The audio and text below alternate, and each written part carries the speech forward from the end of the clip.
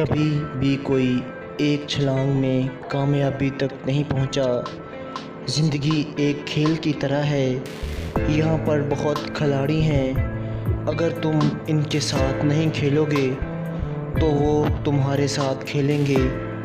Race में जीतने वाला घोड़ा नहीं जानता कि कामयाबी क्या है।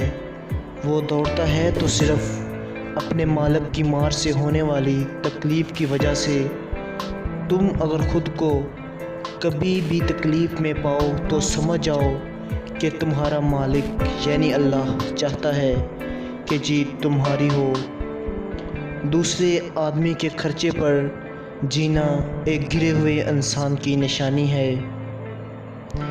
कामयाब इंसान वही होता है जिसे टूटे हुए को बनाना और उठे हुए को मनाना आता हो। किस्मत से लड़ने में बड़ा मज़ा आ रहा है यारो। वो मुझे जीतने नहीं दे रही और मैं हार नहीं मान रहा।